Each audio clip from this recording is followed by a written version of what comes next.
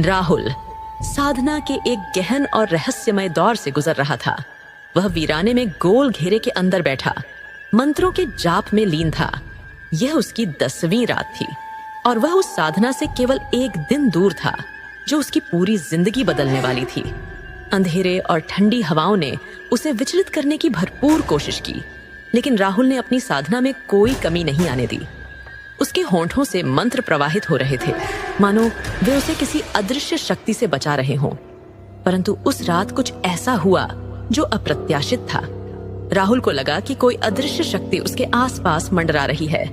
उसे जंगली जानवरों की गुर्राहट सुनाई दी और उसकी त्वचा पर रेंगने जैसा कुछ महसूस हुआ।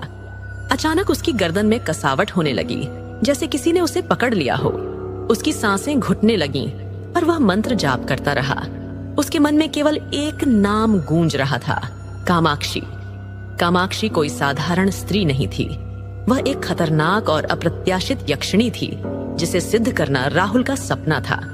बचपन से उसने यक्षिणियों की कहानियां सुनी थीं, जो सुंदरता और खौफ का मिश्रण होती थीं। उसने अपने गुरु की चेतावनियों को भी नजरअंदाज कर अपनी पूरी जिंदगी इस साधना के लिए दांव पर लगा दी थी। रहस्यमयी घटनाएं शुरू होती हैं। साधना के अंतिम दिन पायल की खनक और एक स्त्री की मधुर हंसी ने राहुल को विचलित करने की कोशिश की। उसके आसपास अनजानी ताकतें सक्रिय हो गईं। वह जानता था कि अगर उसने आंखें खोली तो उसकी साधना भंग हो जाएगी। कई घंटों की कठिनाई के बाद मंत्र जाप पूरा हुआ। जब राहुल ने आंखें खोली तो उसके सामने कोई नहीं था। थका हुआ वह वहीं लेट गया, लेकिन रात के समय उसे एक सपना आया। उसने लाल साड़ी में एक स्त्री को देखा जो पीठ करके बैठी थी। उसकी हंसी रहस्यमय और ठंडी थी।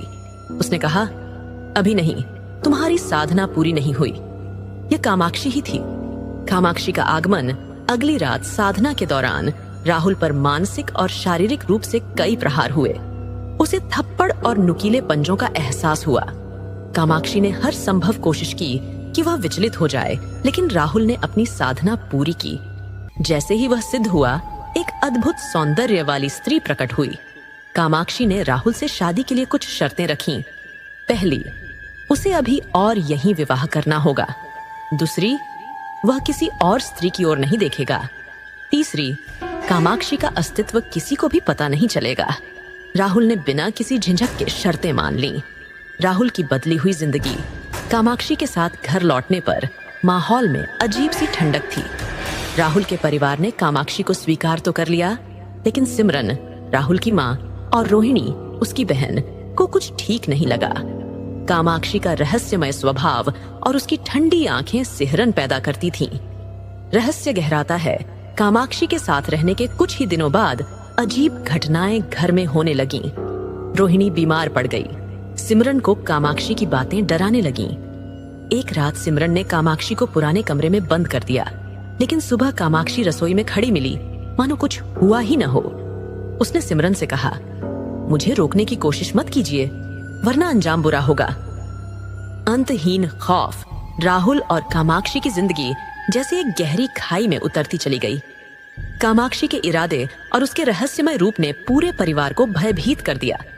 उसकी उपस्थिति घर में सिहरन और डर का माहौल बनाए रखती थी। क्या राहुल अपनी पसंद के परिणाम को संभाल पाएगा, या कामाक्षी का सच उसे और उसके परिवार को तबाह कर देगा? यह रहस्य धीरे धीरे और गहराता जा रहा था।